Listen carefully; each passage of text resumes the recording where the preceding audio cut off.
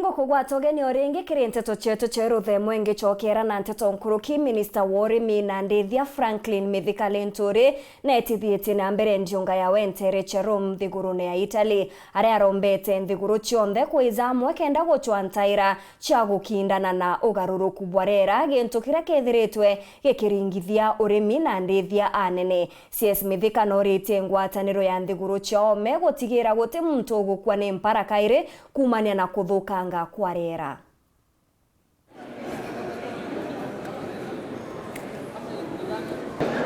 Yesterday we are in serious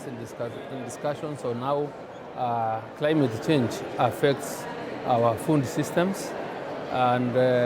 I think it's almost common ground that everybody in this meeting agrees that the effect of climate change have been so adverse on our food production, and there is a need for all of us to work together to combat climate change or to deal with climate change. It's also agreeable that we've had serious effects on our food systems out of the conflict conflicts, and the existence of good harmonious coexistence between nations is also paramount, because in one way or another, when one country is in conflict with another, then this affects us, and that's why the cost of fertilizers are affecting nearly every country when we come to discuss on the factors that influence production. Today is also a very fruitful day when we've got another agenda on the table which we are discussing, and which is water. Water is a resource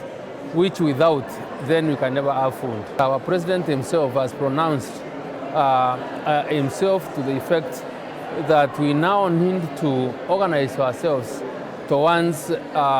running away from the rain-fed agriculture, and that's why he's made this commitment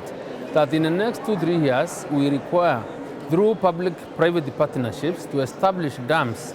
that will go a long way in irrigation, which will, at the end of the day, be able to use to irrigate our land. The problem of food security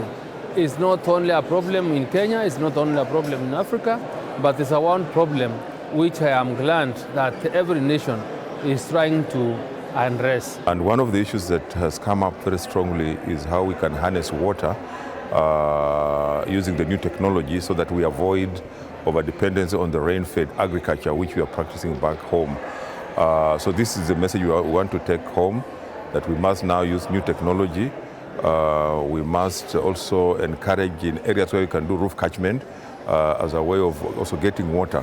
to improve on our agriculture. So we're also going to be looking at the new technologies that we can use to improve our agriculture. Raise it when they come out.